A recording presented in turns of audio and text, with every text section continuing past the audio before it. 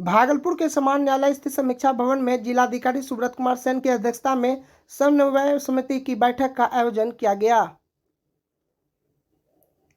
जिसमें जिले के सभी विभागों के अधिकारी मौजूद थे। बैठक के दौरान धान अधिप्राप्ति और बाढ़ स्मार्ट सिटी के अंतर्गत चल रही योजना और गर्मी के दौरान लू से बीमारी और बीमार के लिए होने वाले मरीजों के लिए अस्पतालों में किसी तरह की व्यवस्था की गई है और इसको लेकर चर्चा की गई कि इसके साथ और ही गर्मी के समय में भूजल स्तर में लगातार गिरावट होने से आम लोगों को होने वाली पानी की समस्या से कैसे निपटा जाए और इसके साथ ही लगातार जिले में आग लगने की घटना में लोगों को हो रही है परेशानियों से किस तरह की मदद पहुंचाई जानी है और आग से बचाव के क्या उपाय किए गए हैं। इसको लेकर बैठक के दौरान कई दिशा निर्देश और जिलाधिकारी के द्वारा दिए गए और वहीं सभी विभागों की समीक्षा की गई और कई विभागों की धीमी गति से चल रहे कार्यों पर जिलाधिकारी ने आपत्ति जाहिर करते हुए सरकार की जो योजनाएं हैं उसे जल्द पूरा करने का निर्देश दिया। 47वीं दीक्षांत समारोह आयोजन को लेकर तिलका मांझी विश्वविद्यालय की प्रशासनिक तैयारी जोरों पर।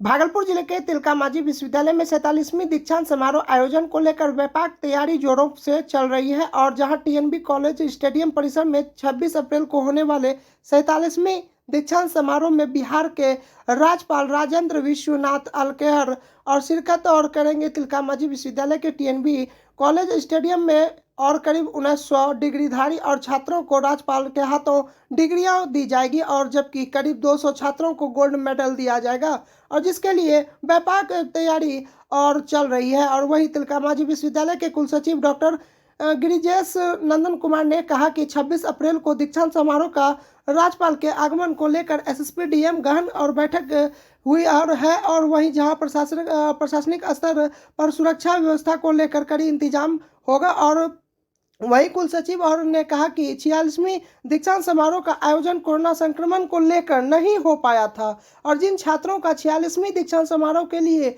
डिग्री के अलावा पैसा लगा हुआ है और वही वैसे ही और छात्रों का पैसा वापस होगा।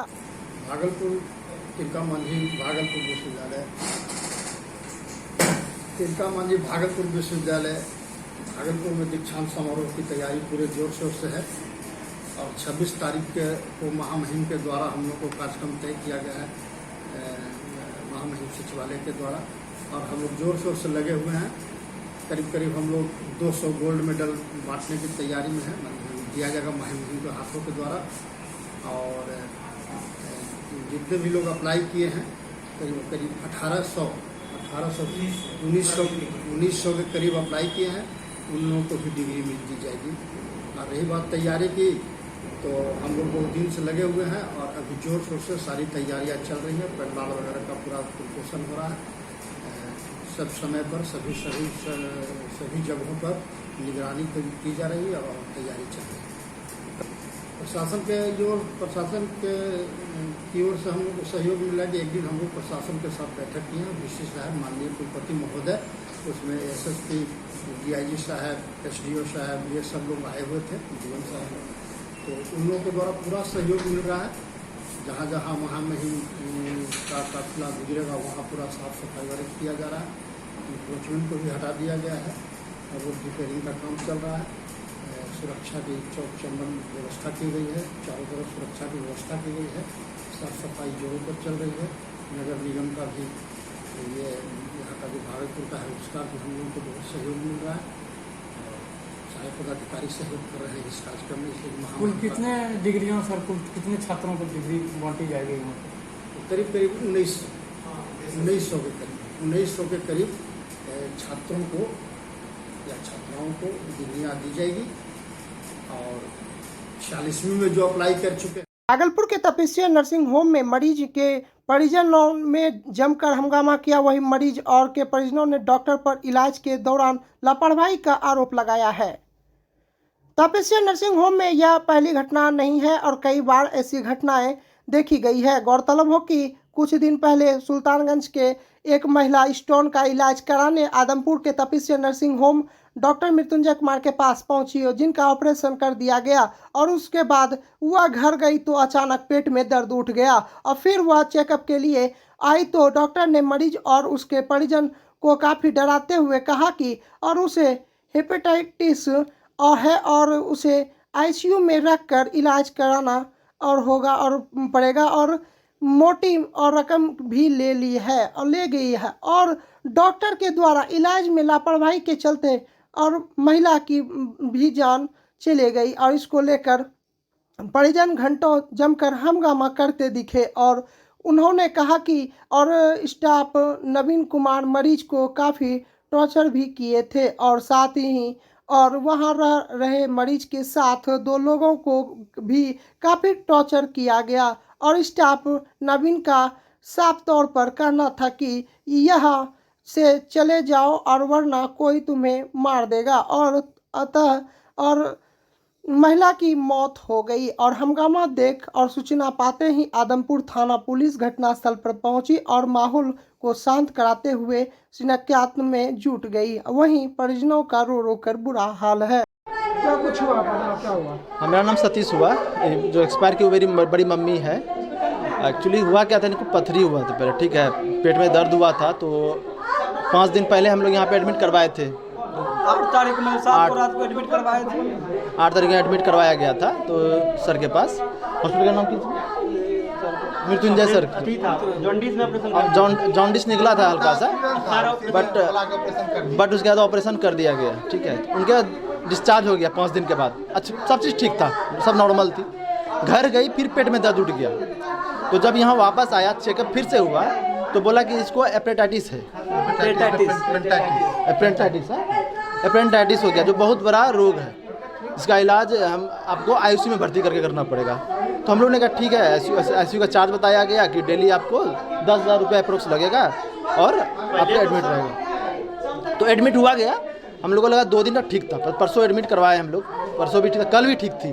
तो शाम को क्या हुआ, उनको टॉर्चर किया गया है। तो क्या टॉर्चर किया गया है, उसको बोला गया है कि तुम न अपने बेटा सबको बोल दो कि मार देगा, यहाँ सब बदमाश लग गया है। और वो बोली ही बात, अपने बेटी को बोली ही बात कि तो सब जो यहाँ से मार दे। टॉर्चर भी करता था, जैसे हमारा भाई और मेरी बहन रहती थी यहाँ। जैसे कि ये जाता था, मेरा चचेरा भाई हुआ, तो हम लोग जाते थे मिलने के लिए। तो वहाँ जो स्टाफ है, उसका नाम क्या, नवीन नाम है, क्या नाम है स्टाफ का, नवीन, वो मिलने अभी क्या हुआ? भागलपुर के तिलका मांझी विश्वविद्यालय बीसीए के छात्र परीक्षा फॉर्म भरने को लेकर धरना पर बैठ गए। बीसीए 6 सेमेस्टर के छात्र का आरोप है कि तिलका मांझी विश्वविद्यालय 1, 2, 3, 4 का परीक्षा परिणाम घोषित नहीं किया है और परीक्षा फॉर्म आवेदन भरने को लेकर तिथि घोषित कर दिया गया है। वहीं 6 सेमेस्टर वाले बीसीए के छात्रों को विश्वविद्यालय रेगुलेशन कहकर परीक्षा फॉर्म भरने और नहीं दिया जा रहा है और जबकि पिछले साल से और प्रमोटेड और छात्रों को भी परीक्षा फॉर्म भरने का अनुमति मिला हुआ था और लेकिन वह हम लोगों को इस बार फॉर्म भरने से वंचित किया जा रहा है और जिसको लेकर हम सभी बीसीए के छात्र परीक्षा नियंत्रक के प्रवेश द्वार पर धरना पर बैठे और रहेंगे और अन्यथा हम लोगों को भी परीक्षा फॉर्म भरने की अनुमति देना होगा। ये 6 सेमेस्टर के स्टूडेंट हैं और सर हम लोगों का सर सेमेस्टर 2 और उसका रिजल्ट अभी तक नहीं दिया है, जिसके कारण हम लोग फॉर्म नहीं भर पा रहे हैं सर। 2 भी है, 3 भी है और 1 भी है, 4 भी है। इसका अभी तक रिजल्ट नहीं दिया गया, जिसके कारण हम लोग फॉर्म नहीं भर पा रहे हैं सर। हम लोग 19-22 सेशन के स्टूडेंट है सर। अभी जो है जो फॉर्म भरने के लिए 6 सेमेस्टर में, हाँ हम लोग 6 सेमेस्टर के फॉर्म भरने वाले हैं। उसमें क्या कहना है आपको? सर हम लोग को कहना यही है कि सर वो लोग सेमेस्टर 1, 2, 3 और 4 का रिजल्ट दे दे, हम लोग फॉर्म भर लेंगे अपना, और नहीं तो हम लोग को फॉर्म भरने दिया जाए। यहाँ के प्रमोटेड जो है वाले को फॉर्म जो है रेगुलेशन के हिसाब से नहीं भरने दिया जा रहा है। नहीं सर, विश्वविद्यालय का आदेश है। तो इसमें आप क्या? इससे पहले तो भरने दिया गया था सर, हम लोग के जो सीनियर थे उसको भरने दिया गया था, सेम यही रूल था सर। वो लोग भी प्रमोटेड था, वो लोग को भी फॉर्म भरने दिया गया है। पिछले बार तो पहले कौन कोरोना काल का समय था सर? उससे पहले भी तो भरने दिया गया है। आज जैसे सर DCA यहाँ नहीं हो रहा है, उससे पहले सर उसको दिया गया है। 2017 वाला सेशन का जो था स्टूडेंट, उसको फॉर्म भरने दिया गया है सर। 2016 सेशन का स्टूडेंट जो है उसको फॉर्म भरने दिया गया है सर। सिर्फ 2018 में कोरोना नहीं आया है सर, पहले भी फॉर्म भरने दिया गया है। नाम बताइए। नाम मेरा दीपक कुमार हुआ सर, किस कॉलेज से? पटवारी कॉलेज से है सर।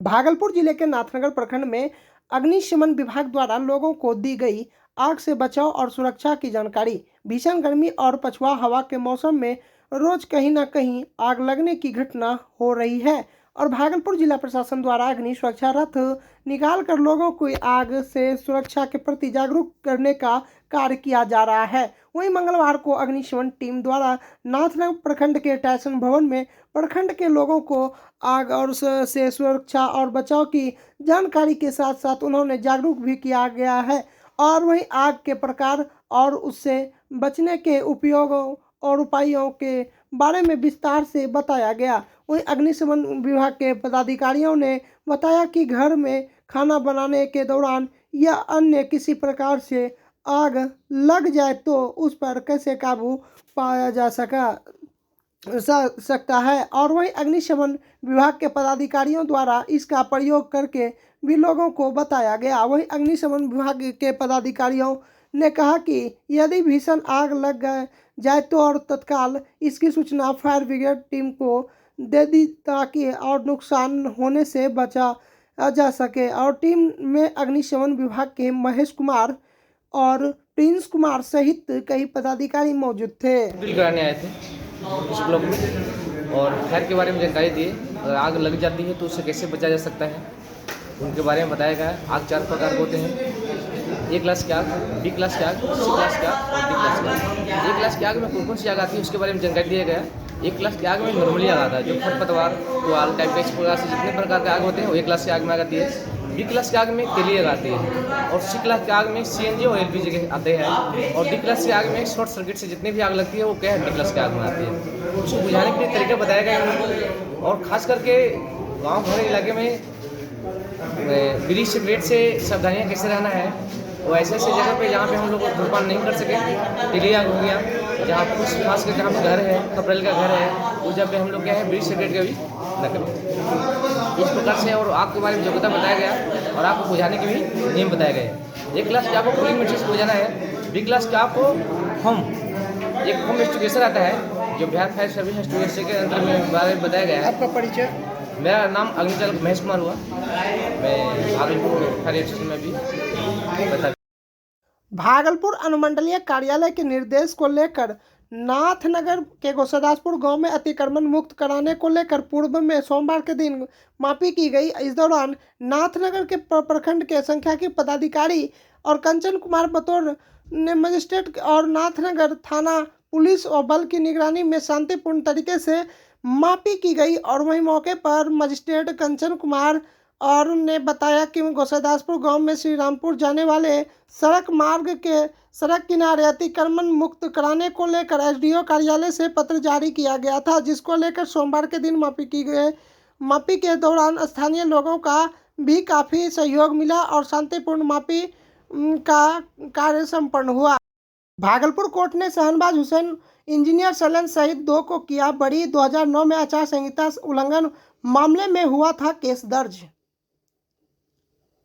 2009 में लोकसभा चुनाव के दौरान पान की गुमटी में शहनवाज हुसैन का एक फोटो था, जिसको लेकर अधिकारी ने शहनवाज हुसैन पर आचार संहिता उल्लंघन का मामला दर्ज किया गया था और इसी बाबत भारतीय जनता पार्टी के राष्ट्रीय प्रवक्ता सैयद शहनवाज हुसैन भागलपुर कोर्ट में हाजिर हुए और गौरतलब हो कि और भाजपा के राष्ट्रीय प्रवक्ता सैयद शहनवाज हुसैन बीपुर के भाजपा विधायक इंजीनियर शैलेंद्र मंटू मोदी और व्यास चौधरी को इस 2009 में हुए आचार संहिता मामले को लेकर MP MLA कोर्ट ने साक्ष्य के अभाव में बाइज्जत बरी कर दिया है। शहनवाज हुसैन ने कहा कि चुनाव में अधिकारियों की मनमानी होती है और नेताओं को फंसाया जाता है, लेकिन कोई और भी साक्ष्य नहीं होने पर चलते न्यायालय में और हम लोगों को बाइज्जत बरी कर दिया है और न्यायालय का शुक्रिया और अदा करता हूं और साथ ही और उन्होंने कहा हम लोगों को कोर्ट में खड़ा होना होता था और सब काम छोड़कर न्यायालय में आना होता था और हम लोग वहाँ मानसिक रूप से काफ़ी परेशान हो जाते थे और यह अधिकारियों को सूचना चाहिए, बिना साक्ष्य के इस तरह परेशान नहीं करना चाहिए। और वही बीरपुर के भाजपा विधायक इंजीनियर शैलेंद्र ने कहा बिना गलती के अधिकारियों को इस तरह परेशान करना सही नहीं है और कोई साक्ष्य न रहे तो इस पर कार्य किया जाए और बेवजह किसी को तंग करना यह ठीक नहीं है। मानहानि भी हुई,